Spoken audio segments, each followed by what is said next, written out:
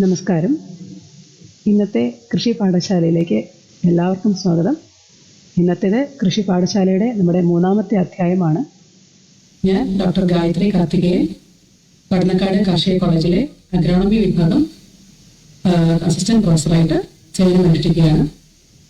ഇന്നത്തെ നമ്മുടെ കൃഷി പാഠശാല വിഷയത്തിലേക്ക് കടക്കാം.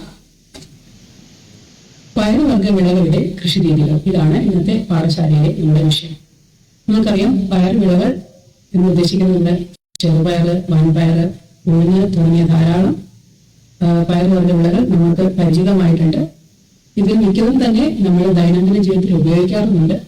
എന്നാൽ അവയുടെ പ്രാധാന്യം എത്രത്തോളമാണെന്ന് നമ്മൾ ചിന്തിക്കേണ്ടതായിട്ടുണ്ട്. എത്രത്തോളം കൃഷി നമ്മൾ ചെയ്യുന്നു, ഇനിയും എത്രത്തോളം അതിന് ഉൽപാദനമുണ്ട്, എത്രത്തോളം ഉൽപാദനം കൂട്ടണം എന്നിവയൊക്കെ തന്നെ നമ്മൾ ചിന്തിക്കേണ്ട ഒരു കാര്യമാണ്.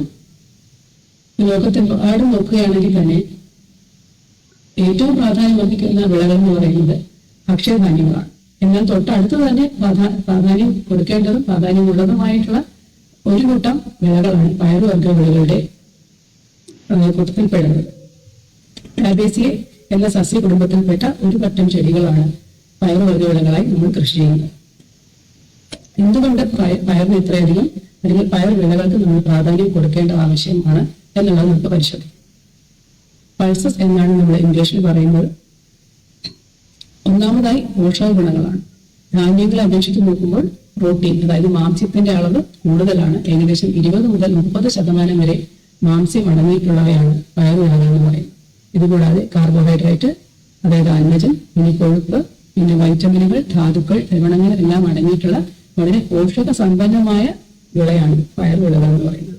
പ്രോട്ടീന്റെ കാര്യം പറയുകയാണെങ്കിൽ ധാന്യവിളകളിലും പ്രോട്ടീൻ ഉണ്ട്. എന്നാൽ തന്നെ ധാന്യവിളകളിൽ ഇല്ലാത്ത, എന്നാൽ മനുഷ്യ ശരീരത്തിന് അത്യന്താപേക്ഷിതമായ പല പ്രോട്ടീനുകളും പയർവിളകളിൽ ഉണ്ടെന്നുള്ളതാണ് വാസ്തവം. ഈ പോഷക സമൃദ്ധി മാത്രമല്ല, ഇനിയും പയർവിളകൾക്ക് ഇനിയും പ്രത്യേകതകളുണ്ട്. അതെന്താണ് നമുക്ക് നോക്കാം. ഒന്ന്, മണ്ണിന്റെ പോഷകഗുണം ഫലഭൂയിഷ്ഠത വർദ്ധിപ്പിക്കാൻ സഹായകമാകും എന്നുള്ളതാണ്. അതിന് പ്രധാന കാരണം നമുക്ക് ഈ ചിത്രങ്ങൾ കാണുന്നത് പോലെ, ഒന്നാമത്തെ ചിത്രത്തിൽ കാണുന്നത് പോലെ വേരുകളിലുള്ള റൂട്ട് നൊഡ്യൂൾസ് ആണ്. മൂലാർബുദങ്ങൾ എന്ന് പറയും. ചെറിയ ചെറിയ മുഴകളായിട്ട് നിങ്ങൾക്ക് കാണാം. അതിന് റൂട്ട് നൊഡ്യൂൾ എന്നാണ് പറയുന്നത്. ആ റൂട്ട് നൊഡ്യൂൾസിന്റെ പ്രത്യേകത എന്താണെന്ന് വെച്ചാൽ, ഇതിനകത്ത് പരോപകാരികളായ ബാക്ടീരിയകളുണ്ടാവും. അതായത് ചെടിക്ക് ഗുണം ചെയ്യുന്ന ബാക്ടീരിയകൾ ഇത്തരത്തിലുള്ള നൊഡ്യൂൾസിനുള്ളിലുണ്ടാവും. ഇത് അന്തരീക്ഷത്തിലെ നൈട്രജൻ ആഗിരണം ചെയ്ത് ചെടികൾക്ക് കൊടുക്കുകയും അതുവഴി ചെടികളുടെ വളർച്ച ത്വരിതപ്പെടുത്താനും മണ്ണിലെ ഫലഭൂയിഷ്ഠത കൂട്ടാനും ഒക്കെ സഹായകമാകും. പിന്നെയുള്ള പ്രത്യേകത എന്ന് വെച്ചാൽ, പയറിനുള്ള വേറൊരു പ്രത്യേകത എന്ന് വെച്ചാൽ, മണ്ണൊലിപ്പ് തടയാനും മണ്ണിലെ ജലാംശം നിലനിർത്താനും ഒക്കെ സഹായകരമാകുന്ന ഒരു വിളയാണ്. ആവരണ വിളയായിട്ടൊക്കെ നമ്മൾ കാണാറുണ്ട്. റബ്ബറിന്റെ ഇടയിലൊക്കെ വൻപയറൊക്കെ നമ്മൾ കൃഷി ചെയ്യാറുണ്ട്. അതിനുള്ള പ്രധാന ഗുണം എന്താണെന്ന് വെച്ചാൽ, മണ്ണിന് നല്ല രീതിയിലൊരു പുതപ്പ് പോലെ അവ പ്രവർത്തിക്കും. അപ്പൊ അതിനുള്ള ഗുണം എന്താണ്? ധാരാളം ഈർപ്പം നിലനിർത്താൻ സഹായിക്കും. മാത്രമല്ല, കളകളുടെ നിയന്ത്രണം വളരെ നല്ല രീതിയിൽ നടക്കും. കാരണം കളകൾക്ക് സൂര്യപ്രകാശം ലഭിക്കാത്തത് കൊണ്ട് കളകളുടെ വിത്തുകളൊന്നും മുളയ്ക്കാതെ കളകളുടെ ശല്യം ഉണ്ടാവാതെ തന്നെ നമുക്ക് ആ സ്ഥലം നിലനിർത്താൻ പറ്റും. മാത്രമല്ല, മണ്ണിലെ ചൂടിന്റെ അളവ് നിയന്ത്രിക്കാനും ആവരണ വിളകൾ കൊണ്ട് സാധിക്കും. എല്ലാത്തിനും ഉപരി കർഷകരൊരു അഡീഷണൽ ഇൻകമാണ്, ഒരു വരുമാനം കൂടിയാണ് ആവരണ വിളയായിട്ട് പയറുവിളകൾ കൃഷി ചെയ്യുന്നത്. വേറെ എങ്ങനെ രീതിയിൽ കൃഷി ചെയ്യാന്ന് ചോദിച്ചാൽ, ഇടവിളയായിട്ടും മിശ്രവിളയായിട്ടും ഒക്കെ പയറുവിളകൾ കൃഷി ചെയ്യാവുന്നതാണ്. തനിവിളയായിട്ട് ചെയ്യുന്നതിന് ഉപരിയായിട്ട് ഇടവിളയായിട്ടും മിശ്രവിളയായിട്ടും ഒക്കെ കൃഷി ചെയ്യുമ്പം പയറുവിളകൾ ഉപയോഗിക്കുന്നത് കർഷകർ കുറച്ച് കുറച്ച് എളുപ്പമായിട്ട് വിചാരിക്കാറുണ്ട്. കാര്യം താരതമ്യേന പരിപാലന മുറകൾ കുറച്ചുകൂടി എളുപ്പമാണ്, കുറച്ച് കാലദൈർഘ്യം കുറവാണ്, അതായത് ഡ്യൂറേഷൻ കുറവാണ്. അതുകൊണ്ട് തന്നെ വാഴയുടെ ഇടയിൽ, വാഴത്തൊപ്പിലും പിന്നെ തെങ്ങിൻ തൊപ്പുകളിലും മരിച്ചിയുടെ ഇടയിലും ഒക്കെ ഇടവിളയായിട്ട് പയറുവിളകൾ കൃഷി ചെയ്യാറുണ്ട്. ഇങ്ങനെ ചെയ്യുന്നത് കൊണ്ട് മണ്ണിന്റെ ഫലഭൂയിഷ്ഠത മെച്ചപ്പെടുത്തുന്നതായും കണ്ടിട്ടുണ്ട്. പിന്നെ വിള പരിക്രമത്തിലും നല്ലൊരു വിളയായിട്ട് പരിഗണിക്കാവുന്നതാണ് പയറുവിളകൾ എന്ന് പറയുന്നത്. അതിന് പ്രധാന കാരണം അന്തരീക്ഷത്തിലെ നൈട്രജൻ ആഗിരണം ചെയ്യാനുള്ള കഴിവ് തന്നെയാണ് മണ്ണിന്റെ ഫലഭൂയിഷ്ഠത മെച്ചപ്പെടുത്താനുള്ള കഴിവ് കൂടിയാണ്. ഇനി നമുക്ക് ലോകമെമ്പാടുമുള്ള പയർവർഗ കൃഷിയുടെ ഒരു ഉൽപാദന രീതി എങ്ങനെയാണെന്ന് നോക്കാം. ലോകത്ത് മൊത്തം ഏകദേശം 85 ദശലക്ഷം ഹെക്ടറോളം സ്ഥലത്ത് പയർവർഗ്ഗ കൃഷി ചെയ്യപ്പെടുന്നുണ്ട്. അതിൽ നിന്ന് കിട്ടുന്നത് ഏകദേശം 87 ദശലക്ഷം ടൺ ഉൽപാദനമാണ്. ഉൽപാദനക്ഷമത നമ്മൾ നോക്കുകയാണെങ്കിൽ 1.02 ടൺ മാത്രമാണ് ഒരു ഹെക്ടറിൽ നിന്ന് ശരാശരി നമുക്ക് ലഭിക്കുന്ന ഉൽപാദനക്ഷമത എന്ന് പറയുന്നത്, വിളവെന്ന് പറയുന്നത്. അപ്പോൾ ഇന്ത്യയിലോട്ട് വരികയാണെങ്കിൽ ഇന്ത്യയുടെ അവസ്ഥ എന്താണെന്ന് വെച്ചാൽ ഏകദേശം 30 ദശലക്ഷം ഹെക്ടറോളം സ്ഥലത്ത് ഇന്ത്യയിൽ പയർവർഗ്ഗ കൃഷികൾ കൃഷി ചെയ്യപ്പെടുന്നുണ്ട്. ഉൽപാദനം എന്ന് പറയുന്നത് 25 ദശലക്ഷം ടൺ മാത്രമാണ്. അപ്പോൾ ഉൽപാദനക്ഷമത എത്രയാണെന്ന് നമ്മൾ നോക്കിയാൽ അറിയാം, ലോകത്തുള്ള ശരാശരിയേക്കാളും കുറവാണ്. കേവലം 0.84 ടൺ, അതായത് 800 കിലോ മാത്രമാണ് ഒരു ഹെക്ടറിൽ നിന്ന് നമുക്ക് ലഭിക്കുന്ന വിളവ് എന്ന് പറയുന്നത്. ഇന്ത്യയിലെ കണ്ടീഷനാണ് ഈ പറയുന്നത്. അപ്പൊ ഇങ്ങനെയൊക്കെ തന്നെയാണെങ്കിലും ഇന്ത്യയാണ് ലോകത്തെ ഏറ്റവും കൂടുതൽ പയർവർഗ്ഗങ്ങൾ ഉൽപ്പാദിപ്പിക്കുന്ന രാജ്യം. ഉൽപാദനം മാത്രമല്ല, ഉപഭോഗവും കയറ്റുമതിയും ഒക്കെ ഏറ്റവും കൂടുതൽ ഉള്ളത് ഇന്ത്യയിൽ തന്നെയാണ്. ഇങ്ങനെയൊക്കെ ആണെങ്കിലും നമ്മുടെ ആഭ്യന്തര ഉൽപാദനം ഇനിയും കൂട്ടേണ്ടതായിട്ട് ആവശ്യമുണ്ട്. കാര്യം ആഭ്യന്തര ഉൽപാദനവും ആഭ്യന്തര ഉപഭോഗം താരതമ്യം ചെയ്യുമ്പോൾ ഉൽപാദനം ഇനിയും നമ്മൾ കൂട്ടേണ്ട ആവശ്യമുണ്ട്. അതിന് പ്രധാനമായി ചെയ്യേണ്ടത് ഉൽപാദനക്ഷമത കൂട്ടുക എന്നുള്ളതാണ്. കൂടുതൽ സ്ഥലത്ത് കൃഷി വ്യാപിപ്പിക്കുക എന്നുള്ളതും കൂടിയാണ്. ഈ ഉൽപാദനക്ഷമത കുറയാൻ പ്രധാന കാരണമായി നമ്മൾ കണക്കാക്കപ്പെടുന്നത് എന്താണെന്ന് വെച്ചാൽ കൂടുതലായും മഴയെ മാത്രം ആശ്രയിച്ച് കൃഷി ചെയ്യുന്ന സ്ഥലങ്ങൾ, അതായത് റെയിൻഫെഡ് ഏരിയാസ് എന്ന് പറയും. കൂടുതലായിട്ടും വടക്കേ ഇന്ത്യയിലെ അത്തരത്തിലുള്ള സ്ഥലങ്ങളിലാണ് പയർ കൃഷി ചെയ്യപ്പെടുന്നത്. മിക്കവാറും മഴ കഴിഞ്ഞിട്ട് മണ്ണിൽ അവശേഷിക്കുന്ന ഈർപ്പം കൊണ്ട് കൃഷി ചെയ്യുന്ന രീതിയാണ് അവിടെ തുടർന്നു പോകുന്നത്. അധികം പരിപാലന മുറകളോ കൃത്യമായിട്ടുള്ള പരിപാലന മുറകളോ കീടരോഗ നിയന്ത്രണങ്ങളോ ഒന്നും തന്നെ പലപ്പോഴും പാലിക്കപ്പെടുന്നില്ല. നല്ല വിത്തിനങ്ങളും പലപ്പോഴും കർഷകർ ഉപയോഗിക്കാറില്ല. അതുകൊണ്ട് തന്നെ ഉൽപാദനക്ഷമത താരതമ്യേന കുറവായിട്ടാണ് കണക്കാക്കപ്പെടുന്നത്. നല്ല രീതിയിലുള്ള വളപ്രയോഗം, സംയോജിത വളപ്രയോഗവും കീടരോഗ നിയന്ത്രണവും നല്ല വിത്തുകളും ഒക്കെ ഉണ്ടെങ്കിൽ, നല്ല പരിപാലന മുറകളും അവലംബിക്കുകയാണെങ്കിൽ തീർച്ചയായിട്ടും ഉൽപാദനക്ഷമത നമുക്ക് വർദ്ധിപ്പിക്കാനായിട്ട് സാധിക്കുമെന്ന് പഠനങ്ങൾ തെളിയിച്ചിട്ടുണ്ട്. ഇനി ഇന്ത്യയിലെ നമ്മുടെ പ്രധാന പയർവിളകൾ എന്തൊക്കെയാണെന്ന് നോക്കാം. ഏറ്റവും കൂടുതൽ കൃഷി ചെയ്യപ്പെടുന്നതും ഏറ്റവും കൂടുതൽ ഉൽപാദനമുള്ളതും കടലയാണ്. ബംഗാൾ ഗ്രാം, ചിപ്പി എന്നൊക്കെ പറയും. അതിനുശേഷം പ്രാധാന്യം അർഹിക്കുന്ന തുവരപ്പയറാണ്. പിന്നെ ചെറുപയർ, ഉഴുന്ന്, വൻപയർ എന്നിവയാണ്. നമുക്കറിയാം ഇതിൽ ഈ പറയുന്ന എല്ലാം തന്നെ കേരളത്തിൽ നമ്മൾ സാധാരണ നമ്മുടെ ഭക്ഷണക്രമത്തിൽ ഉൾപ്പെടുത്തുന്ന വിളകൾ തന്നെയാണ്. ഇനി ഇന്ത്യയിലെ സ്ഥിതി നോക്കുകയാണെങ്കിൽ അത്രയും നേരത്തെ പറഞ്ഞ അത്രയും തന്നെ പ്രാധാന്യം ഇല്ല. എന്നാൽ കൃഷി ചെയ്യപ്പെടുന്ന മറ്റു പയർവിളകൾ ഏതൊക്കെയാണെന്ന് നോക്കാം. ഒന്ന് മുതിര, പിന്നെ ബീൻസ്, പട്ടാണിപ്പയർ, ചതുരപ്പയർ, അമരപ്പയർ എന്നിവയൊക്കെയാണ്. കേരളത്തിലെ സിറ്റുവേഷൻ നമുക്ക് ആലോചിക്കുകയാണെങ്കിൽ അറിയാം, ഇതൊക്കെ തന്നെ നമ്മൾ പല അളവിലാണെങ്കിൽ തന്നെയും നമ്മുടെ ഭക്ഷണക്രമത്തിൽ ഉൾപ്പെടുത്താറുണ്ട്.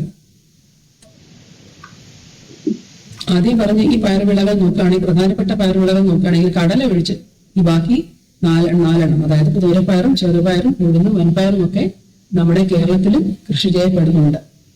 ചെറിയ അളവിലാണെങ്കിൽ പോലും കൃഷി ചെയ്യപ്പെടുന്ന ഒന്നാണ്. അതിൽ ഏറ്റവും പ്രധാനം എന്ന് പറയുന്നത് വൻപയറാണ്. ഇനി നമുക്ക് നോക്കാം, നമ്മുടെ സാധാരണയായി നമ്മുടെ ഭക്ഷണക്രമത്തിൽ ഉൾപ്പെടുന്ന കുറച്ച് വിഭവങ്ങളാണ് ഇവിടെ കാണുന്നത്. അപ്പൊ നമുക്ക് എല്ലാവർക്കും സുപരിചിതമായ കുറച്ച് വിഭവങ്ങളാണ്. ഇതെല്ലാം തന്നെ പയറുവർഗ്ഗങ്ങൾ ഉപയോഗിച്ച് നമ്മൾ പാകം ചെയ്യുന്നതാണ്. ഇത്രയധികം പ്രാധാന്യം നമ്മുടെ അടുക്കളയിൽ, നമ്മുടെ ഭക്ഷണക്രമത്തിൽ പയറുവർഗ്ഗങ്ങൾക്ക് ഉണ്ട് എന്ന് നമ്മൾ മനസ്സിലാക്കേണ്ടിയിരിക്കുന്നു. ഇതിൽ അവസാനം കാണുന്നത് നമ്മൾക്ക് ഇപ്പോ പ്രത്യേകിച്ച് ഈ കൊറോണയുടെ ലോക്ക്ഡൌൺ സമയത്തൊക്കെ നമ്മുടെ യൂട്യൂബിലൊക്കെ ഒരുപാട് ആൾക്കാർ ഇത്തരത്തിലുള്ള മൈക്രോ ഗ്രീൻസ് എന്ന് പറയും, മൈക്രോ ഗ്രീൻസ് കൃഷി വളർത്തുകയും അവ ഉപയോഗിച്ച് സാലഡ്സ് ഉണ്ടാക്കുകയും അല്ലെങ്കിൽ തോരൻ ഉണ്ടാക്കുക, ഇത്തരത്തിലുള്ള കാര്യങ്ങളൊക്കെ തന്നെ നമുക്ക് യൂട്യൂബിലൊക്കെ ഒരുപാട് നമ്മൾ കണ്ടിട്ടുണ്ട്. ശരിക്കും പറഞ്ഞാൽ ഇത് പയർവർഗ്ഗങ്ങൾ മുളപ്പിച്ച് ഏകദേശം ഒരാഴ്ച ആകുമ്പോഴത്തേക്കും എടുത്ത് ഉപയോഗിക്കാവുന്ന ഒരു രീതിയാണ് മൈക്രോ ഗ്രീൻസ് എന്ന് പറയുന്നത്. അതുപോലെ നമ്മുടെ മലയാളികൾ ചെയ്യുന്നുണ്ട് എന്നുള്ളതാണ്. ഇത്രയും പ്രാധാന്യവും ഉള്ള കുറച്ച് വിളകളെ കുറിച്ചാണ്, അതിന്റെ കൃഷി രീതികളെ കുറിച്ചാണ് നമ്മൾ ഈ പാഠശാലയിൽ നമുക്ക് അറിയാൻ പോകുന്നത് എന്നാണ് പറഞ്ഞു പോകുന്നത്. ഇത്രയൊക്കെ നമ്മൾ പയർവിളകളെ ആശ്രയിക്കുന്ന പയർവിളയിൽ ഉപഭോഗം ചെയ്യുന്നുണ്ട്. പക്ഷെ നമ്മുടെ ഉത്പാദനം വിസ്തീർണം എന്നിവ പരിശോധിക്കുമ്പോൾ നമ്മൾ വളരെ പിന്നിലാണെന്ന് മനസ്സിലാകും. കാരണം കേവലം 2200 ഹെക്ടർ സ്ഥലത്ത് മാത്രമാണ് പയർവിളകൾ കേരളത്തിൽ കൃഷി ചെയ്യപ്പെടുന്നത്. അതിൽ ഉത്പാദനം നോക്കുകയാണെങ്കിൽ കേവലം 2300 ടൺ മാത്രം. അതായത് ഉത്പാദനക്ഷമത എന്ന് പറയുന്നത് 1 ടൺ പോലും ഇല്ല. ഹെക്ടറിൽ നിന്ന് 1 ടൺ പോലും നമ്മൾ വിളവെടുക്കുന്നില്ല എന്നുള്ളതാണ് കേരളത്തിന്റെ അവസ്ഥ. ഏകദേശം 10ഓളം ജില്ലകളിൽ വിവിധ തോതിൽ കൃഷി ചെയ്യുന്നുണ്ട്. കുറച്ച് സ്ഥലങ്ങളിലാണ് ചെറിയ ചെറിയ പോക്കറ്റ്സിലായിട്ടായിരിക്കും കൃഷി നടക്കുന്നത്. അതിൽ ഏറ്റവും കൂടുതൽ പയർവർഗ്ഗവിളകൾ കൃഷി ചെയ്യപ്പെടുന്ന ജില്ലകൾ പാലക്കാട്, വയനാട്, കണ്ണൂർ എന്നിവയാണ്. ഇനി നമുക്ക് നമ്മുടെ നാട്ടിൽ, അതായത് കേരളത്തില് ഏറ്റവും കൂടുതൽ പ്രാധാന്യം കൽപ്പിക്കപ്പെടുകയും കൃഷി ചെയ്യുന്നതുമായ പയർവർഗ്ഗം ഏതാണെന്ന് നോക്കാം. അതാണ് വൻപയർ. കൗപ്പി എന്ന് ഇംഗ്ലീഷിൽ പറയും. നമ്മൾ അച്ചിങ്ങാപ്പയർ, വള്ളിപ്പയർ എന്നൊക്കെ പറയും. പക്ഷെ അച്ചിങ്ങാപ്പയർ, വള്ളിപ്പയർ എന്നൊക്കെ പറയുന്നത് നമ്മൾ അതിന്റെ കായാണ് ഉപയോഗിക്കുന്നത്. കൂടുതലായിട്ടും കായ് ഉപയോഗിച്ചിട്ട് നമ്മൾ പച്ചക്കറി ആയിട്ടാണ് അത് ഉപയോഗിക്കുന്നത്. ഇവിടെ ഞാൻ പ്രതിപാദിക്കുന്നത് വെച്ചാൽ അതിന്റെ പയർമണികൾ ഉപയോഗിക്കുന്ന ഇനങ്ങളെ കുറിച്ചാണ് ഇവിടെ പറയുന്നത്. അപ്പോൾ ശരിക്കും ഏതൊരു പുതിയ വിള നടാൻ പോകുമ്പോൾ മണ്ണ് പരുവപ്പെടുത്തുക എന്നുള്ളത് വളരെ പ്രധാനമായിട്ടുള്ള ഒരു കാര്യമാണ്. നമ്മുടെ നാട്ടിൽ കൂടുതലായിട്ടും നെൽവയലുകൾ 3-ാം വിളയായിട്ടാണ് വൻപയർ കൃഷി ചെയ്യുന്നത്. ജൂൺ ആദ്യവാരം കൃഷി ചെയ്യുന്ന രീതിയും ഉണ്ട്. മഴ തുടങ്ങുന്നതോടുകൂടി കൃഷി ചെയ്യുന്ന രീതിയും ഉണ്ട്. അപ്പോൾ കൂടുതലായും ചെയ്യുന്നത് നെൽവയലുകളിലെ 3-ാം വിളയായിട്ടാണ് ഈ പയർ മണികൾക്ക് വേണ്ടി കൂടുതലായിട്ടും കൃഷി ചെയ്യുന്നത്. അപ്പൊ നിലം പരുവപ്പെടുത്തുന്ന രീതി എങ്ങനെയാണെന്ന് നോക്കാം. കട്ടകളൊക്കെ വിളിച്ച് വളരെ നല്ല രീതിയിൽ നേർമയായിട്ട് പരുവപ്പെടുത്തിയ മണ്ണാണ് വൻപയർ കൃഷി ചെയ്യാൻ ആവശ്യം. മണ്ണ് പരുവപ്പെടുത്തുന്ന സമയത്ത് തന്നെ 20 ടൺ കാലിവളവും 250 കിലോഗ്രാം കുമ്മായവും 1 ഹെക്ടർ സ്ഥലത്തേക്ക് ആവശ്യമാണ്. അതും കൂടി ചേർത്തിട്ട് വേണം മണ്ണ് പരുവപ്പെടുത്തിയെടുക്കാൻ. ഇനി വിത്തിന്റെ കാര്യം പറയുകയാണെങ്കിൽ 1 ഹെക്ടർ സ്ഥലത്തേക്ക് ഏകദേശം 60 മുതൽ 65 കിലോ വരെ വിത്ത് ആവശ്യമായിട്ട് വരും. മിക്കവാറും നമ്മള് വിത്ത് വിതറുന്ന രീതിയാണ് അവലംബിക്കുന്നത്. എന്നാൽ ഇതുപോലെ ചാലെടുത്ത് അങ്ങനെയും കൃഷി ചെയ്യാറുണ്ട്. ഒരു 2 ചാലുകൾക്കിടയിൽ ഏകദേശം 25 സെന്റിമീറ്റർ അകലും അതിനകത്ത് ചെടികൾക്കിടയിൽ ഒരു 15 സെന്റിമീറ്റർ അകലവും പാലിച്ചാണ് നമ്മൾ സാധാരണയായി കൃഷി ചെയ്യുന്നത്. ഇത്തരത്തിൽ വിത്ത് പാകിക്കഴിഞ്ഞാൽ ഏകദേശം ഒരു 3-4 ദിവസത്തിനുള്ളിൽ വിത്തുകൾ മുളച്ചു വരും. അപ്പോൾ അതിന് മുന്നോടിയായിട്ട് നമ്മൾ നിലം പരുവപ്പെടുത്തി കഴിഞ്ഞാൽ ഒരു അടിവളമായിട്ട് നൽകേണ്ടത് കാര്യം പറഞ്ഞു. അതായത് കാലിവളവും കുമ്മായവും.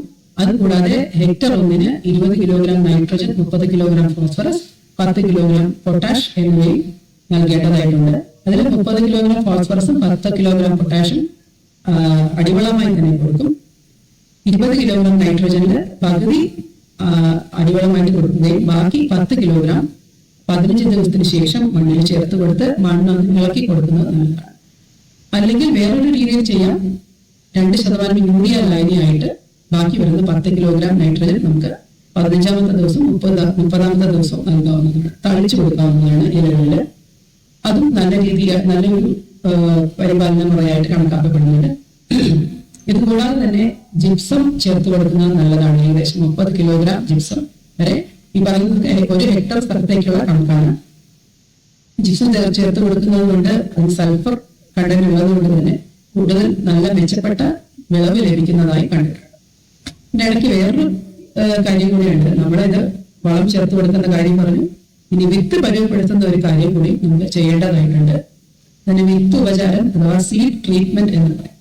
ട്രീറ്റ്മെന്റ് എന്ന് പറയുമ്പോൾ നമ്മൾ വിത്തിനെ പാകപ്പെടുത്തുകയാണ്. എന്തിനു വേണ്ടിയിട്ടാണ്? രോഗപ്രതിരോധ ശേഷി വർദ്ധിപ്പിക്കാനും ജെർമിനേഷൻ മുള വരുന്നത് ത്വരിതപ്പെടുത്താനും വേണ്ടിയിട്ടുള്ള മാർഗമാണ് സീഡ് ട്രീറ്റ്മെന്റ് എന്ന് പറയുന്നത്. വിത്ത് ഉപചാരം ജീവാണു വളങ്ങൾ ഉപയോഗിച്ചാണ് നമ്മൾ വിത്ത് ഉപചാരം ചെയ്യുന്നത്.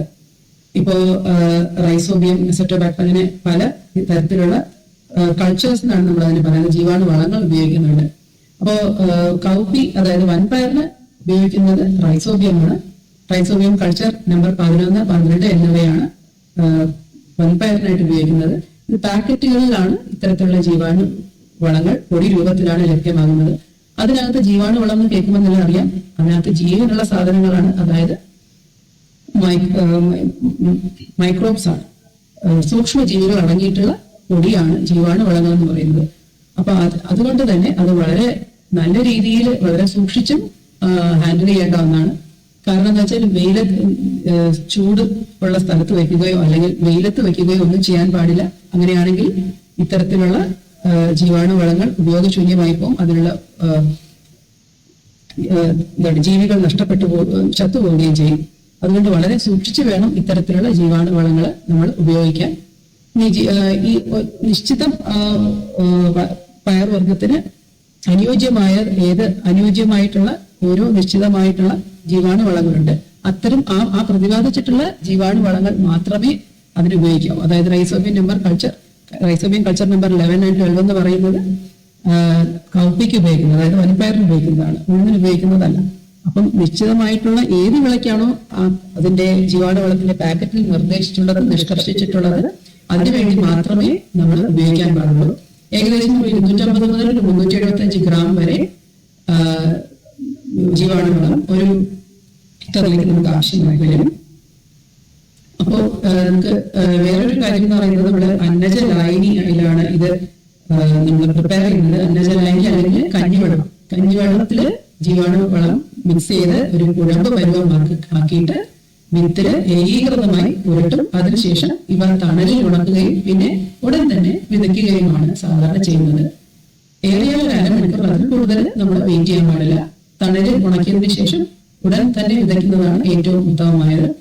അപ്പോൾ കഞ്ഞിവെള്ളവും അല്ലെങ്കിൽ 2.5% അന്നജ ലായനി ഉപയോഗിക്കുന്നത് ഈ ജീവാണുവളത്തിന്റെ പൊടി, കുഴമ്പ് പരുവമായിട്ടുള്ള പൊടി വിത്തിന്റെ മുകളിൽ ഏകീകൃതമായി ഒട്ടിപ്പിടിച്ചിരിക്കാൻ വേണ്ടിയിട്ടാണ്.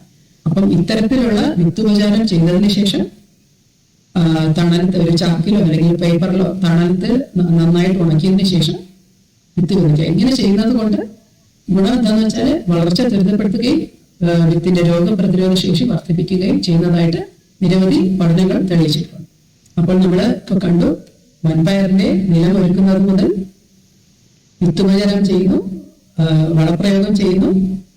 ഇനി വേറൊരു കാര്യം ശ്രദ്ധിക്കേണ്ടതെന്ന് വെച്ചാൽ നമ്മൾ മുളച്ചു വരുന്ന ത്വരിതമായിട്ടുള്ള ഒരു വളർച്ച ഘട്ടം എത്തുമ്പോൾ ഏകദേശം ഒരു 15 ദിവസം കഴിയുമ്പോൾ ഇതിന് തലപ്പ് വന്നു തുടങ്ങും. അപ്പം തലപ്പ് വന്നു തുടങ്ങുമ്പോൾ അതൊരു പടരാനുള്ള ഒരു ടെൻഡൻസി കാണിക്കാൻ സാധ്യതയുണ്ട്. അപ്പോൾ തലപ്പുകൾ നുള്ളിക്കളയേണ്ടത് വളരെ അത്യാവശ്യമാണ്.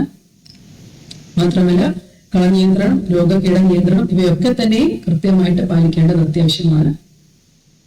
അപ്പം നമുക്കറിയാം, അപ്പം പൊതുവായിട്ടുള്ള പയറുവർഗ്ഗങ്ങളെ രോഗകീട നിയന്ത്രണങ്ങളെ കുറിച്ചും കളനിയന്ത്രണങ്ങളെ കുറിച്ചും അവസാനം പ്രതിപാദിക്കുന്നതായിരിക്കും. വ്യത്യസ്തമായ വളരെ അധികം കുറെ ഇനങ്ങൾ തന്നെ, നല്ല ഗുണമേന്മയുള്ള ഇനങ്ങൾ ശരിക്കും വൻപയർ കൊണ്ട് കൃഷി ചെയ്യാൻ ഉതകുന്ന രീതിയിലുള്ള നല്ല ഇനങ്ങൾ ഉണ്ട്. കൃഷ്ണമണി, പൗർണമി, ശുഭ്ര, ശ്രേയ, ഹൃദയ, കനകമണി തുടങ്ങിയ വ്യത്യസ്തമായ ഇനങ്ങളുണ്ട്. 50 ദിവസം മുതൽ ഏകദേശം 90 ദിവസം വരെ ദൈർഘ്യമുള്ളവയാണ് ഈ തരത്തിലുള്ള ഇനങ്ങൾ എന്ന് പറയുന്നത്. അപ്പോ നല്ല രീതിയിലുള്ള വിളവും ലഭിക്കാൻ ഉതകുന്നതാണ്. പക്ഷെ നമ്മൾ കൃത്യമായ അളവിൽ ഉള്ള സംയോജിതമായ വിളപ്രയോഗവും ബാക്കി കൃഷി പരിപാലന മുറകളും കൃത്യമായി ചെയ്യുകയാണെങ്കിൽ മാത്രമേ ഇത് നമുക്ക് ഉൽപാദനം കൃത്യമായിട്ട് നടക്കുകയുള്ളൂ. അപ്പോൾ നമുക്ക് ശരിക്കും ഏകദേശം ഒരു തലപ്പ് നുള്ളിക്കളയുന്ന കാര്യം പറയാം. അത് കഴിഞ്ഞിട്ട് ഏകദേശം ഒരു 6 ആഴ്ച, അതായത് ഒരു 1.5 മാസമൊക്കെ ആകുമ്പോഴത്തേക്കും വൻപയർ പൂവിടാൻ തുടങ്ങും. പിന്നെ ഒരു 2 ആഴ്ച കൂടെ കഴിയുമ്പോൾ കായ്കൾ പ്രത്യക്ഷപ്പെടാം. അപ്പോൾ സാധാരണ പച്ചക്കറികൾക്കാണെങ്കിൽ നമ്മൾ അപ്പോൾ തന്നെ പറിച്ച് അങ്ങനെ കറിക്ക് ഉപയോഗിക്കാറുണ്ട്. പക്ഷെ ഇവിടെ നമ്മൾ പ്രതിപാദിക്കുന്നത് പയറുമണികൾക്ക് വേണ്ടിയിട്ടാണ് നമ്മൾ ഈ കൃഷിമുറകൾ പറഞ്ഞത്. അപ്പോൾ അങ്ങനെയാകുമ്പോൾ ഒരു 6 ആഴ്ചയിൽ പൂവിടുകയും പിന്നെ ഒരു 2 ആഴ്ച കൂടി ആകുമ്പോൾ കായ്കൾ പ്രത്യക്ഷപ്പെടുകയും ചെയ്യുന്ന ഇനങ്ങളിൽ ഒരു 3 മാസം കൊണ്ട് നമുക്ക് വിളവെടുക്കാൻ പറ്റും. പിന്നെ കുറച്ചധികം കാലദൈർഘ്യമുള്ള വിളകളാണെങ്കിൽ ഏകദേശം 5 മാസം വരെ പോകാറുണ്ട്. പാകമായ നല്ല മൂത്ത് കഴിഞ്ഞ പാകമായ കായ്കൾ നമ്മൾ പറിച്ച് ഉണക്കി, വെയിലത്തുണക്കി അത് ചെറുതായിട്ടൊന്ന് മെതിച്ച് കൊടുക്കുകയാണെങ്കിൽ പയർമണികൾ വേർതിരിച്ചെടുക്കാൻ പറ്റും. വളരെ സൂക്ഷ്മതയോടുകൂടി ചെയ്യണം. എന്നിട്ട് നല്ല രീതിയിൽ എയർ ടൈറ്റ് ആയിട്ട് ഈർപ്പമൊന്നും ഇല്ലാത്ത രീതിയിൽ നല്ല രീതിയിൽ പാക്ക് ചെയ്ത് വെക്കേണ്ടതും അത്യാവശ്യമാണ്. അപ്പോൾ ഇതാണ് നമ്മുടെ ഏറ്റവും പ്രധാനപ്പെട്ട വിളയായ വൻപയറിന്റെ കൃഷി മുറകളെ കുറിച്ച് പറയാനുള്ളത്. ഇനി അടുത്ത് വൻപയർ കഴിഞ്ഞാൽ പിന്നെ പ്രധാനമായിട്ടും നമ്മുടെ നാട്ടിൽ കൃഷി ചെയ്യുന്ന വേറൊരു പയർ വിള എന്ന് പറയുന്നത് ഉഴുന്നാണ്. കൂടുതലായിട്ടും ഏകദേശം ഒരു സെപ്റ്റംബർ ഒക്ടോബർ മാസത്തിലൊക്കെ നമ്മൾ ചെയ്യാറുണ്ട്. പിന്നെ മൂന്നാം വിളയായിട്ട് ചെയ്യാറുണ്ട്. വയലുകളിലെ മൂന്നാം വിളയായി ചെയ്യാറുണ്ട്. നമ്മൾ നേരത്തെ പറഞ്ഞതുപോലെ വൻപയറും ചെയ്തതുപോലെ നിലം പരുവപ്പെടുത്തുമ്പോൾ കട്ടയൊക്കെ ഉടച്ച് ഒന്നും പരുവപ്പെടുത്തേണ്ട ആവശ്യമുള്ളൂ. അത്രത്തോളം നേർമയായിട്ട് നിലം പരുവപ്പെടുത്തേണ്ട ആവശ്യം പലപ്പോഴും വരുന്നില്ല. ചിലപ്പോൾ കർഷകർ ചെയ്യാറുള്ളത് വിത്ത് വിതച്ചിട്ട് ഉഴുത് മറിക്കുകയാണ് ചെയ്യുന്നത്. അത്തരത്തിൽ ചെയ്ത് കണ്ടിട്ടുണ്ട്. പിന്നെ ഒരു ഹെക്ടറിൽ ഏകദേശം ഒരു 20 കിലോയോളം വിത്തിന്റെ ആവശ്യമായി വരും. നേരത്തെ വൻപയറിനെ പറഞ്ഞതുപോലെ തന്നെ എല്ലാ കൃഷിമുറകളും കൃത്യമായിട്ട് പാലിക്കേണ്ടത് ആവശ്യമാണ്. ഉഴുതിന്റെ കാര്യത്തിലായാലും തന്നെ നല്ല ഇനങ്ങളുണ്ട്. അവ നല്ല രീതിയിൽ കൃഷിമുറകൾ അവലംബിച്ച് കൃഷി പരിപാലന മുറകൾ അവലംബിച്ച് ചെയ്യുകയാണെങ്കിൽ തീർച്ചയായിട്ടും നല്ല വിളകൾ ലഭ്യമാകുന്നതാണ്. പലപ്പോഴും നമ്മൾ നനയൊന്നും അത്രയും ശ്രദ്ധിക്കാറില്ല. ജലസേചനമൊന്നും അത്രയും ശ്രദ്ധിക്കാതെ ചെയ്യപ്പെടുന്ന കുറച്ച് വിളകളാണ് പയറുവിളകൾ എന്ന് പറയുന്നത്. എന്നാൽ പൂക്കുന്ന സമയത്തും കായുണ്ടാകുന്ന സമയത്തും ഒക്കെ നല്ല രീതിയിൽ ജലസേചനം നടത്തുകയാണെങ്കിൽ വിളവ് വളരെ ഗണ്യമായി വർദ്ധിക്കുന്നതായിട്ടും പഠനങ്ങൾ തെളിയിച്ചിട്ടുണ്ട്. ഉഴുന്നിന്റെ കാര്യത്തിലാണെങ്കിൽ ഏകദേശം നമ്മൾ ചാലുകളിൽ ഒരു 25 സെന്റിമീറ്റർ അകലത്തിലായിരിക്കും ഇത് പാകുകയാണെങ്കിൽ. അല്ലാതെ സാധാരണ കൂടുതലായി കാണുന്നത് വിത്ത് വിതച്ചിട്ട് ഉഴുന്ന രീതിയാണ് കാണുന്നത്. ഒരു ഹെക്ടറിന് നേരത്തെ പറഞ്ഞതുപോലെ തന്നെ കാലിവളവും കുമ്മായവും അടിവളമായിട്ട് ചേർക്കണം. 20 ടൺ കാലിവളവും 250 കിലോഗ്രാം കുമ്മായവും അടിവളവുമായിട്ട് മണ്ണ് പരുവപ്പെടുത്തുമ്പോൾ തന്നെ ചേർത്ത് കൊടുക്കേണ്ടതാണ്. പിന്നെ 20 kilogram nitrogen, 30 kilogram phosphorus, 30 kilogram potash എന്നിവയാണ് ഒരു ഹെക്ടറിലേക്ക് ആവശ്യമായിട്ടുള്ളത്. നേരത്തെ വൻപയറിലെ പോലെ തന്നെ പകുതി നൈട്രോജൻ, അതായത് 10 കിലോഗ്രാം നൈട്രോജനും 30 കിലോഗ്രാം ഫോസ്ഫറസും 30 കിലോഗ്രാം പൊട്ടാഷും അടിവളമായി കൊടുക്കണം. ബാക്കിയുള്ള 10 കിലോഗ്രാം നൈട്രോജൻ 15 ദിവസത്തിന് ശേഷം നമുക്ക് മണ്ണിൽ ചേർത്ത് കൊടുത്ത് മണ്ണൊന്ന് ഇളക്കി കൊടുക്കാം. അല്ലെങ്കിൽ യൂറിയ ലൈനി 2% യൂറിയ ലൈനിയായിട്ട് 15-ാമത്തെ ദിവസവും 30-ാമത്തെ ദിവസവും ഇലകളിൽ തളിച്ചു കൊടുക്കാവുന്നതുമാണ്. ഈ 2 രീതിയിലും ബാക്കി വരുന്ന നൈട്രോജൻ കൊടുക്കാറുണ്ട്. ചെറുതായിട്ടൊന്ന് മണ്ണ് ഇളക്കി കൊടുക്കുന്നത് വളരെ നല്ല വിളവ് ലഭ്യമാക്കുന്നതായി കണ്ടിട്ടുണ്ട്. ഇവിടെ പറഞ്ഞിരിക്കുന്ന KU BG2 BG12 എന്നിവ നേരത്തെ പറഞ്ഞതുപോലത്തെ ജീവാണു വളങ്ങളാണ്. ഇത്തരത്തിലുള്ള നേരത്തെ നമ്മൾ പറഞ്ഞ റൈസോബിയം കൾച്ചർ നമ്പർ 11, 12 നമ്മൾ വൻപയറിന് ഉപയോഗിച്ചിരുന്നത്. ഇവിടെ BG2 BG12 എന്നിവ. അപ്പം ഇത് വേറൊരു റൈസോബിയം കൾച്ചറാണ്. അതുകൊണ്ട് വേറൊരു ജീവാണു വളത്തിന്റെ മിശ്രിതമാണ്. അപ്പം അതുകൊണ്ട് തന്നെ നമ്മൾ ഇവിടെ ശ്രദ്ധിക്കേണ്ടത് എന്താണെന്ന് വെച്ചാൽ ഓരോ പയർ ഇനങ്ങൾക്കും അതിൻ്റെതായ പരാമർശിക്കപ്പെട്ടിട്ടുള്ള ജീവാണു വളങ്ങളുണ്ട്. അത് മാത്രമേ ഉപയോഗിക്കാവൂ. എന്നാൽ മാത്രമേ നമ്മൾ ഉദ്ദേശിക്കുന്ന പ്രയോജനം വിത്തുപചാരം ചെയ്യുന്നതിനുകൊണ്ട് കിട്ടുള്ളൂ. നേരത്തെ പറഞ്ഞതുപോലെ തന്നെ വിത്തുപചാരം ഉഴുതിന്റെ കാര്യത്തിൽ നമ്മൾക്ക് അവലംബിക്കാവുന്നതാണ്. ഇനി അടുത്തതായിട്ട്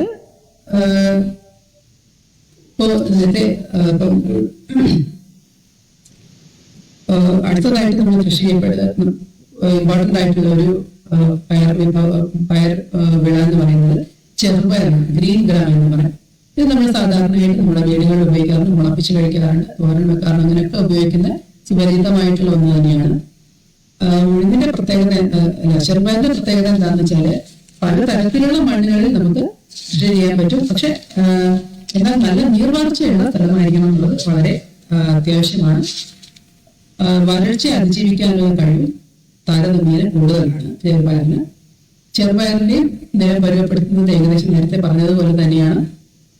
ഒരു ഹെക്ടറിന് ഏകദേശം ഒരു 20 മുതൽ 25 കിലോ വരെ വിത്തിന്റെ ആവശ്യമായിട്ട് വരും. ഷോർട്ട് ഡ്യൂറേഷൻ, വളരെ കുറഞ്ഞ കാലയളവിൽ കുറഞ്ഞ കാലദൈർഘ്യമുള്ള വിളകൾ അതായത് ഏകദേശം 2 മാസം കൊണ്ട് തീരുന്ന വിളകളുണ്ട്, 3 മാസം കൊണ്ട് കഴിയുന്ന വിളകളും ഒക്കെ ചെറുപയറിലുണ്ട്. അപ്പം ചെറുപയറാണെങ്കിലും ഉഴുന്നാണെങ്കിലും തന്നെ നന്നായിട്ട് മൂത്ത് പാകമാകുമ്പോൾ കൃത്യമായ പരുവത്തിൽ തന്നെ അത് കായകൾ അടർത്തിയെടുത്ത് വെയിലത്തുണക്കി ചെറുതായി ഒന്ന് മെതിച്ച് മണികൾ വേർതിരിച്ചെടുക്കാൻ എപ്പോഴും ശ്രദ്ധിക്കണം. കാരണം കുറച്ച് സമയം കഴിഞ്ഞു പോയാൽ മണികൾ അടർന്നു പോകാൻ സാധ്യതയുണ്ട്. അത്തരത്തിൽ നമുക്ക് വിളവ് നഷ്ടമാകാൻ സാധ്യതയുണ്ട്. അതുകൊണ്ട് കൃത്യമായ സമയത്ത് തന്നെ കായകൾ അടർത്തിയെടുത്ത് വെയിലത്തുണക്കി ചെറുതായി ഒന്ന് മെതിച്ച് പയർമണികൾ അടർത്തിയെടുക്കേണ്ടത് അത്യാവശ്യമാണ്. നല്ല രീതിയിൽ സൂക്ഷിക്കേണ്ടതും അത്യാവശ്യമാണ്. അടർത്തിയെടുത്താൽ മാത്രം പോരാ, ആ പയർമണികൾ അധികം തീരെ ഈർപ്പമില്ലാതെ വായുസഞ്ചാരമില്ലാത്ത രീതിയിൽ നല്ല രീതിയിൽ സൂക്ഷിക്കേണ്ടതും അത്യാവശ്യമാണ്. ഇപ്പോൾ ചെറുപയറിന്റെ കാര്യത്തിലാണെങ്കിലും നേരത്തെ പറഞ്ഞതുപോലെ തന്നെ കാലിവളവും കുമ്മായം ഒക്കെ ചേർത്ത് കൊടുക്കേണ്ടതുണ്ട്. വെക്ടർ 1 20 ടൺ കാലിവളം, 250 കിലോഗ്രാം കുമ്മായം എന്നിവ അടിവളമായിട്ട് കൊടുക്കണം. നൈട്രജൻ, ഫോസ്ഫറസ്, പൊട്ടാഷ് എന്നിവയിൽ ഫോസ്ഫറസും പൊട്ടാഷും മുഴുവനായും ആദ്യം തന്നെ നൽകണം. പകുതി നൈട്രോജനും നൽകണം. ബാക്കി പകുതി നൈട്രോജൻ പിന്നീട് ഒരു 15 ദിവസത്തിന് ശേഷം മണ്ണിൽ ചേർത്ത് കൊടുത്ത് മണ്ണ് ഇളക്കാവുന്നതാണ്. അല്ലെങ്കിൽ നൈട്രോജൻ യൂറിയ ലായനിയായിട്ട് നേരത്തെ പറഞ്ഞതുപോലെ തന്നെ 15ാമത്തെ ദിവസവും 30ാമത്തെ ദിവസവും 2% യൂറിയ ലായനിയായിട്ട് തളിച്ചു കൊടുക്കാവുന്നതാണ്. ഇലകളിൽ തളിച്ചു കൊടുക്കാവുന്നതുമാണ്. അപ്പൊ ഇതാണ് വളപ്രയോഗ രീതി.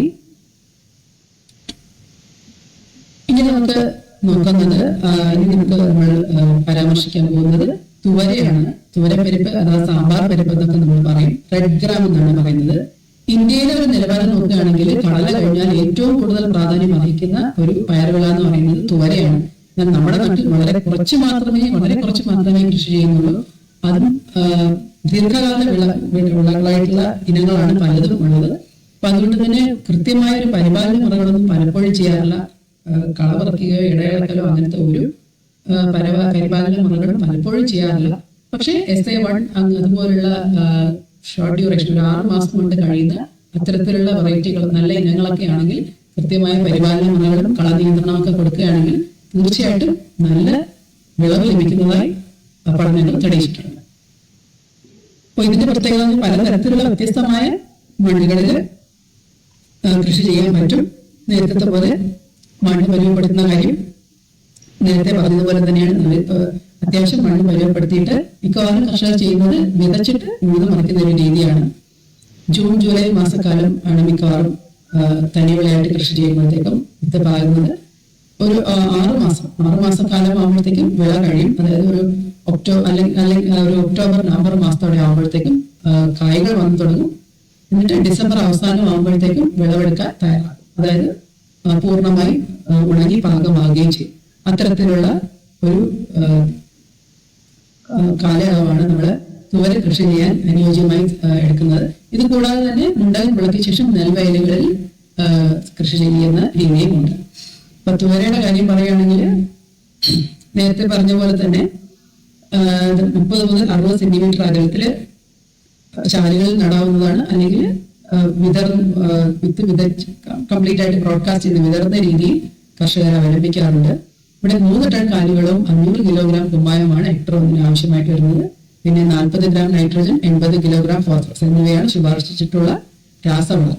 അപ്പോൾ നമ്മളിപ്പം എല്ലാ പയർവർഗ വിളകളുടെയും വളപ്രയോഗം ശ്രദ്ധിച്ചാൽ അറിയാം, നമ്മൾ രാസവളം മാത്രമല്ല കൊടുക്കുന്നത്, കാലിവളവും കുമ്മായം ഒക്കെ നൽകുന്നുണ്ട്. ഇതെല്ലാം കൂടി നൽകുമ്പോഴാണ് അതൊരു സംയോജിതമായ വളപ്രയോഗ രീതിയായി മാറുന്നത്. എന്നാൽ മാത്രമേ മണ്ണിലെ ഒരു പോഷകങ്ങളുടെ അളവിന്റെ ഒരു സന്തുലനം നിലനിർത്തി നല്ല രീതിയിൽ ചെടികൾക്ക് പോഷകാംശം വലിച്ചെടുക്കാനും അതുവഴി വളർച്ച ത്വരിതപ്പെടുത്താനും സഹായിക്കുകയുള്ളൂ.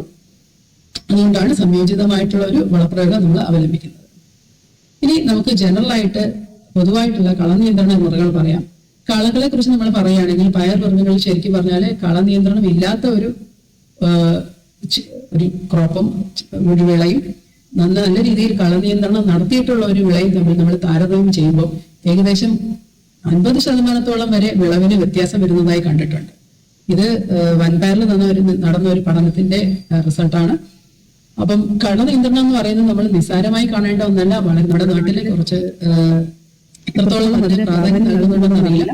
പക്ഷേ കള നിയന്ത്രണം കുറച്ച് പ്രാധാന്യം കൂടുതൽ നൽകേണ്ടതായിട്ടുണ്ട്. കാരണം കള നിയന്ത്രണം പലപ്പോഴും നമ്മൾ ഒരു കുറച്ചധികം ചെലവ് കൂടിയ ഒരു പരിപാലന മുறை ആയതുകൊണ്ട് തന്നെ പലപ്പോഴും കർഷകർ അത്രത്തോളം ശ്രദ്ധ ചെലവ് നൽകാറില്ല. പക്ഷെ നല്ല രീതിയിലുള്ള കള നിയന്ത്രണം കൊണ്ട് വിളവ് വർദ്ധിപ്പിക്കാൻ തീർച്ചയായിട്ടും സാധിക്കും. വൻപയർ തുടങ്ങിയ പയർ വർഗ്ഗങ്ങളുടെ പ്രത്യേകത എന്താണെന്ന് വെച്ചാൽ ആദ്യത്തെ ഒരു 25 മുതൽ 30 ദിവസം വരെ നല്ല രീതിയിലുള്ള കള നിയന്ത്രണം ആവശ്യമാണ്. അത് കഴിഞ്ഞാൽ കളകളുടെ ശല്യം അധികമായ രീതിയിൽ വിളവിനെ ബാധിക്കാറുണ്ട്. അതുകൊണ്ട് ആദ്യത്തെ ഒരു 30 ദിവസം എന്ന് പറയുന്നത് വളരെ അത്യാവശ്യം വളരെ ശ്രദ്ധിക്കേണ്ട ഒന്നാണ്. തീർച്ചയായിട്ടും കളകൾ ഇല്ലാത്ത രീതിയിൽ തന്നെ വിളകളെ പരിപാലിക്കേണ്ടത് ആവശ്യമാണ്. ഇപ്പോ പ്രീ എമർജന്റ് ആയിട്ട്, അതായത് നേരത്തെ നമ്മള് വിത്ത് പാകി ഒരു 3 ദിവസത്തിനുള്ളിൽ തന്നെ നമുക്ക് മണ്ണിൽ കൊടുക്കാവുന്ന തരത്തിലുള്ള ഹെർബിസൈഡ്സ് ഉണ്ട്. അല്ലാതെ നമ്മൾക്ക് ഹാൻഡ് വീഡിങ് ചെയ്യാം, അതായത് നമുക്ക് കള പറിച്ചു കളയാം. അത്തരത്തിലും നമുക്ക് കള നിയന്ത്രണം ചെയ്യാൻ പറ്റും. അപ്പോ ഇത്തരത്തിലുള്ള 3 ദിവസത്തിനകം അടിക്കാൻ മണ്ണിൽ ചേർത്ത് കൊടുക്കാൻ പറ്റിയ കളനാശിനികളുടെ ഗുണം എന്താണെന്ന് വെച്ചാൽ ഏകദേശം 25 ദിവസത്തോളം 20 ദിവസത്തോളം തീർച്ചയായിട്ടും കളകൾ ഇല്ലാത്ത രീതിയിൽ നമുക്ക് ആ ഫീൽഡ് മെയിൻറ്റെയിൻ ചെയ്യാൻ പറ്റും. ഈ പെറ്റ്ലാക്ലോർ എന്ന് പറയുന്ന നമ്മുടെ ഈ കളനാശിനിയൊക്കെ വളരെ എഫക്റ്റീവാണ് എന്ന് പഠനങ്ങൾ തെളിയിച്ചിട്ടുണ്ട്. അതുപോലെ തന്നെ 15-20 ദിവസം കഴിയുമ്പോൾ ഈ മാസെത്താപ്പയർ എന്ന് പറയുന്ന കളനാശിനിയൊക്കെ നമ്മൾ വളരെ സക്സസ്ഫുൾ ആയിട്ട് പയറിലൊക്കെ ഉപയോഗിച്ചതായിട്ട് പഠനങ്ങൾ തെളിയിച്ചിട്ടുണ്ട്. അപ്പോൾ എന്ത് തന്നെയായാലും നമ്മൾ കള പറിച്ചു കളയുന്ന രീതിയായാലും കളനാശിനി ഉപയോഗിച്ചാണെങ്കിലും കള നിയന്ത്രണം നടത്തുമ്പോൾ ആദ്യത്തെ ഒരു 30 ദിവസത്തിനുള്ളിൽ 30 ദിവസത്തെ കാലയളവില് കളകൾ ഇല്ലാത്ത രീതിയിൽ ഫീൽഡ് മെയിൻറ്റെയിൻ ഫീൽഡ് നിലനിർത്തുകയാണെങ്കിൽ തീർച്ചയായിട്ടും അത് വിളവിനെ നല്ല രീതിയിൽ ബാധിക്കും. അതായത് നല്ലൊരു വിളവ് ഉണ്ടാകാൻ അത് വളരെയധികം സാധിക്കും. പിന്നെ വരുന്നത് കുറച്ച് പ്രധാനപ്പെട്ട രോഗങ്ങളാണ്. സാധാരണയായി കണ്ടുവരുന്ന രോഗങ്ങളാണ് പയറുവർഗ്ഗങ്ങളിൽ ഉണ്ടാകുന്ന രോഗങ്ങൾ എന്ന് പറയുന്നത് ഇലകരിച്ചിലും പൊഴിച്ചിലുമാണ് ഒന്ന്. അത് കുമിൾ രോഗമാണ്. സാധാരണയായി ഒരു ചാണകത്തളി 2% ചാണകത്തളിയും സ്യൂഡോമോണസ് ഫ്ലോറസൻസ് 2% കൂടെ ചേർത്തുള്ള മിശ്രിതം ലൈനി ഒരു നട്ടതിന് ശേഷം 20ാമത്തെ ദിവസം, 40ാമത്തെ ദിവസം, 60ാമത്തെ ദിവസം നൽകുന്നത് ഉത്തമമാണ്. ഇനി കുറച്ചധികം രോഗബാധ ഉണ്ട് എന്നുള്ള സിറ്റുവേഷൻ ആണെങ്കിൽ സാഫ് എന്ന് പറയുന്നത് നമ്മൾ സാധാരണ ഉപയോഗിക്കുന്ന ഒരു കുമിൾനാശിനിയാണ്. 10 ലിറ്റർ വെള്ളത്തിൽ 2 മില്ലി ലിറ്റർ എന്ന തോതിൽ നിർമ്മിച്ച് രോഗങ്ങൾക്ക് ഇളകളിൽ ഒക്കെ തളിച്ചു കൊടുക്കാൻ പറ്റും. പിന്നെ വേറൊരു രോഗം എന്ന് പറയുന്നത് വൈറസ് രോഗം കുറച്ച് കാണുന്നുണ്ട്. അത് കൂടുതലായി കാണുന്നത് ചെറുപയറിലും ഉഴുന്നിലും ഒക്കെയാണ്. അപ്പോൾ വൈറസ് രോഗങ്ങൾ നമുക്ക് നിയന്ത്രിക്കാൻ പറ്റുന്ന ഒരു മാർഗം എന്ന് പറയുന്നത് നല്ല ഫീൽഡ് ഒബ്സർവേഷൻ. അതായത് നന്നായിട്ടൊരു നമ്മുടെ ഫീൽഡിൽ പോയി, അതായത് നമ്മുടെ വിളകളെ നന്നായിട്ട് നോക്കുക എന്നുള്ളതാണ്. നോക്കിയിട്ട് നമ്മളൊന്ന് ശ്രദ്ധിക്കുക എന്നുള്ളതാണ്. എന്തെങ്കിലും രോഗങ്ങളുണ്ടോ, കീടങ്ങളുണ്ടോ, അത്തരത്തിൽ നമ്മൾ നന്നായിട്ടൊന്ന് ശ്രദ്ധ വെച്ച് കഴിഞ്ഞാൽ 1-2 ചെടികൾ ഇത്തരത്തിൽ ചെറിയ ഡിസ്കളറേഷൻ ഒക്കെ കാണുമ്പോൾ തന്നെ, ചെറിയ നിറം വ്യത്യാസമൊക്കെ ഇലകൾ കാണുമ്പോൾ തന്നെ നമുക്കത് പറിച്ച് നശിപ്പിച്ച് കളയാനുണ്ട്. അത്തരത്തിൽ അവിടെ തന്നെ നമുക്ക് രോഗം നമുക്ക് നിയന്ത്രിക്കാൻ പറ്റുന്നതാണ്. ഇല്ലെങ്കിൽ പെട്ടെന്ന് തന്നെ, പ്രത്യേകിച്ച് വളരെ അടുത്തടുത്തായി നിൽക്കുന്ന ചെടികൾ കൂടെയാണ്, അതുകൊണ്ട് വളരെ പെട്ടെന്ന് തന്നെ പടർന്നു പിടിക്കാനുള്ള സാധ്യതയുണ്ട് ഇത്തരത്തിലുള്ള വൈറസ് രോഗങ്ങൾ. അതുകൊണ്ട് 1-2 ചെടികൾ തന്നെ നമ്മുടെ ഫീൽഡിൽ കണ്ടു തുടങ്ങുമ്പോൾ, നമ്മുടെ കൃഷിയിടത്തിൽ കണ്ടു തുടങ്ങുമ്പോൾ അപ്പൊ തന്നെ അത് പറിച്ചു മാറ്റി നശിപ്പിച്ച് കളയാൻ പ്രത്യേകം ശ്രദ്ധിക്കേണ്ടതാണ്. പിന്നെ പ്രധാനപ്പെട്ട 1-2 കീടങ്ങളാണ് ഇവിടെ പരാമർശിക്കപ്പെടുന്നത്. ഒന്ന് കായ്തുരപ്പൻ പുഴുവാണ്, പിന്നെ ഒന്ന് മുന്നയാണ്. രോഗങ്ങൾ വരുന്നതിന് മുന്നോടിയായിട്ട് നമുക്ക് വേപ്പ് അടിസ്ഥാനമായിട്ടുള്ള നെമ്പിസിഡിൻ പോലുള്ള ചില കീടനിയന്ത്രണ മാർഗങ്ങൾ, നെമ്പിസിഡിൻ ഉപയോഗിക്കുന്നത് പോലുള്ള കീടനിയന്ത്രണ മാർഗങ്ങൾ നമുക്ക് സ്വീകരിക്കാം. ഏകദേശം ഒരു 2 ml, 1 ലിറ്ററിൽ 2 ml എന്നുള്ള രീതിയിലാണ് നെമ്പിസിഡിൻ ഉപയോഗിക്കുന്നത്. അത് മാത്രമല്ല, കീടങ്ങള് പോൾപോറം, അതായത് കായ്തുരപ്പൻ പുഴു പോലുള്ള കീടങ്ങളൊക്കെ വന്നു കഴിയുമ്പോഴത്തേക്കും സൂട്ടബിൾ ആയിട്ടുള്ള, അതായത് ശുപാർശ ചെയ്യപ്പെട്ടിട്ടുള്ള വളരെ എഫക്റ്റീവ് ആയിട്ടുള്ള ഇൻസെക്ടിസൈഡ്സും ഉണ്ട്. അതായത് കീടനിയന്ത്രണം ചെയ്യാനുള്ള കെമിക്കൽസും ഉണ്ട്. അവയും നല്ല കൃത്യമായ അളവിൽ ഉപയോഗിച്ചു കഴിഞ്ഞാൽ ഇത്തരത്തിലുള്ള കീടങ്ങളെ നിയന്ത്രിക്കുന്നത് സഹായകമാണ്. പിന്നെ അപ്പൊ നമ്മൾ ഇത്രയും നേരം പ്രതിപാദിച്ചതെന്ന് വെച്ചാൽ നിരവധി വ്യത്യസ്തമായിട്ടുള്ള കുറച്ച് പ്രധാനപ്പെട്ട പയറുവിളകളെ കുറിച്ചാണ്. അതായത് വൻപയർ, ഉഴുന്ന്, ചെറുപയർ, റെഡ് ഖർജൂരപ്പരിപ്പ് എന്നിവയാണ്. അപ്പൊ ഇത്രയും പയറുവിളകളാണ് നമ്മുടെ കേരളത്തിൽ സാധാരണയായിട്ട് കൃഷി ചെയ്യുന്നത്. അതിൽ തന്നെ ഏറ്റവും പ്രധാനപ്പെട്ട വിള എന്ന് പറയുന്നത് വൻപയറാണ്. അപ്പൊ അവയുടെ പരിപാലന മുറകൾ നമ്മൾ കണ്ടു, എന്തൊക്കെയാണ് പ്രത്യേകതകളെന്ന് കണ്ടു, എന്തൊക്കെ പ്രത്യേകിച്ച് ശ്രദ്ധിച്ചാൽ നമുക്ക് വിളവ് മെച്ചപ്പെടുത്താം എന്ന് നമ്മൾ മനസ്സിലാക്കി. ഇത് കൂടാതെ തന്നെ നമ്മുടെ സർക്കാരും നമ്മുടെ കർഷകരെ സഹായിക്കാൻ ഉണ്ട്. നിരവധി സർക്കാർ പദ്ധതികളിലൂടെയും ഇത്തരത്തിലുള്ള പയർവിളകളുടെ കൃഷി പ്രോത്സാഹിപ്പിക്കുന്നുണ്ട്. സുഭിക്ഷ കേരളം പദ്ധതിയുടെ ഭാഗമായിട്ട് തരിശു നിലത്തിലെ പയർ കൃഷിക്ക് ഏകദേശം 30,000 രൂപ വരെ, ഹെക്ടറിന് 30,000 രൂപ വരെ സഹായം നൽകുന്നുണ്ട്. അപ്പൊ അതുപോലെ തന്നെ RKVY പദ്ധതികളുണ്ട്. അപ്പൊ ഇത്തരത്തിലുള്ള പദ്ധതികളൊക്കെ കൃഷി വകുപ്പ് മുഖേന കർഷകർക്ക് നൽകി വരുന്നുണ്ട്. അപ്പൊ അതുകൊണ്ട് തന്നെ ഇത്തരത്തിലുള്ള എല്ലാ സാഹചര്യവും പ്രയോജനപ്പെടുത്തി കൂടുതൽ സ്ഥലങ്ങളിൽ കൃഷി, നമ്മുടെ പയറുവർഗ്ഗങ്ങളുടെ കൃഷി വ്യാപിപ്പിക്കുകയും ഉത്പാദനക്ഷമത വർദ്ധിപ്പിക്കുകയും ചെയ്യാൻ നമ്മളെ കൊണ്ട് തീർച്ചയായിട്ടും സാധിക്കും. അപ്പോൾ ഒന്നുകൂടി നമ്മൾ ഓർമ്മിപ്പിക്കുകയാണ്, നല്ല ഇനം വിത്തുപചരണം ചെയ്യുക, പിന്നെ നല്ല രീതിയിലുള്ള നിലമൊരുക്കൽ, കൃത്യമായ നിലമൊരുക്കൽ, സംയോജിതമായിട്ടുള്ള വളപ്രയോഗം, കീടരോഗ നിയന്ത്രണം, കള നിയന്ത്രണം, പിന്നെ ഒരു കാര്യം ജലസേചനം, അതും വളരെ പ്രധാനപ്പെട്ടതാണ്. പിന്നെ വിളവെടുത്ത് എത്രത്തോളം സൂക്ഷിച്ചാണ് വിധിച്ച് പയറുകൾ മണികൾ സൂക്ഷിക്കുന്ന രീതികൾ, അതിലും നമ്മൾ പ്രത്യേകമായിട്ട് ശ്രദ്ധിക്കേണ്ടതുണ്ട്. ഈ പറഞ്ഞ എല്ലാം കൃത്യമായിട്ടും വളരെ സൂക്ഷ്മതയോടുകൂടി ചെയ്യുകയാണെങ്കിൽ തീർച്ചയായിട്ടും നമ്മുടെ കേരളത്തിലുള്ള പയറുവർഗ്ഗ കൃഷിയുടെ വിസ്തീർണം എത്ര ഏരിയയിലാണ് കൃഷി ചെയ്യുന്നത് നമ്മൾ കണ്ടു. കേവലം ഒരു 2,500 ഹെക്ടറോളം സ്ഥലത്ത് മാത്രമേ നമ്മുടെ നാട്ടിൽ കേരളത്തിൽ കൃഷിയുള്ളൂ. ഏറ്റവും കൂടുതൽ നമുക്ക് കൃഷിയുടെ മൂന്നാം വിളയായിട്ട് നമ്മൾ പലപ്പോഴും വെറുതെ നിലവിടാറുണ്ട്. ഏറ്റവും കൂടുതൽ നമുക്ക് ആ ഒരു കാര്യം നമുക്ക് പ്രയോജനപ്പെടുത്താൻ പറ്റും. മാത്രമല്ല ഈ ഇത്തരത്തിലുള്ള വിളകൾ നമ്മൾ നേരത്തെ കണ്ടു വളരെ ഷോർട്ട് ഡ്യൂറേഷൻ, അത് കാലയളവ് വളരെ കുറവാണ്. അതുകൊണ്ട് തന്നെ മിശ്രവിളയായിട്ടും ഇടവിളയായിട്ടും ഒക്കെ ഉപയോഗിക്കാൻ പറ്റുന്ന നല്ലൊരു കൂട്ടം വിളകളാണ് പയർവർഗ്ഗ വിളകൾ എന്ന് പറയുന്നത്. അപ്പോ ഇത്തരത്തിൽ നമ്മൾ ഇത്തരം കാര്യങ്ങൾ ശ്രദ്ധിക്കുകയാണെങ്കിൽ തീർച്ചയായിട്ടും കേരളത്തിലുള്ള നമ്മുടെ പയറുവർഗ്ഗ കൃഷി കുറച്ചും കൂടി മെച്ചപ്പെടുത്താൻ പറ്റും. വിത്തിന്റെ പയറിന്റെ ഉത്പാദനം മാത്രമല്ല, ഉത്പാദനക്ഷമതയും കൂടി നമുക്ക് തീർച്ചയായിട്ടും കൂട്ടാൻ പറ്റും. അപ്പോ നമ്മളിപ്പം കൊറോണ സിറ്റുവേഷനില്, കൊറോണ കാലത്ത് പലരും നമ്മള് ഒരുപാട് ദിവസം ലോക്ക്ഡൌൺ ഒക്കെ ആയിട്ട് വീട്ടിലിരുന്നു. അപ്പം ഈ ഒരു മഹാമാരിയുടെ കാലത്ത് ശരിക്കും പറഞ്ഞാൽ നമുക്ക് ഒരുപാട് നികത്താനാവാത്ത നഷ്ടങ്ങൾ ഉണ്ടായിട്ട്, സമയനഷ്ടം, പലർക്ക് തൊഴിൽ നഷ്ടം, പല രീതിയിലുള്ള നഷ്ടങ്ങൾ ഒരുപാട് ഉണ്ടായിട്ടുണ്ടെങ്കിലും ചില തിരിച്ചറിവുകളും മനുഷ്യനുണ്ടായിട്ടുണ്ട് എന്നാണ് നമ്മൾ കരുതുക. അതിൽ ഒന്നാമതായി കൃഷിയുടെ പ്രാധാന്യം കുറച്ചും കൂടി ആൾക്കാർ അറിഞ്ഞു വരുന്നുണ്ട്. നമ്മുടെ കേരളത്തിൽ പ്രത്യേകിച്ച് യുവാക്കളും അതിനോട് കുറച്ചധികം മുന്നോട്ട് വരുന്നുണ്ട്. അതൊരു നല്ല സൂചനയായി കണക്കാക്കാം. അപ്പൊ ഇത്തരത്തിലുള്ള കൃഷി പാഠശാലയിലൂടെ ലഭിക്കുന്ന ഇത്തരത്തിലുള്ള അറിവുകൾ നല്ല രീതിയിൽ പ്രയോജനപ്പെടുത്തുകയും അത് നിങ്ങളുടെ കൃഷിയിടങ്ങളിൽ ഉപയോഗിക്കുകയും ചെയ്താൽ തീർച്ചയായിട്ടും നമ്മുടെ കേരളത്തിലെ കൃഷിക്ക് പ്രത്യേകിച്ച് നല്ലൊരു ഭാവി ഉണ്ടാകും എന്ന് തന്നെയാണ് വിശ്വസിക്കുന്നത്. ഇത്രയും നേരം ഈ കൃഷി പാഠശാല കേട്ടിരുന്ന എല്ലാവർക്കും നന്ദി അറിയിക്കുന്നു. നന്ദി, നമസ്കാരം.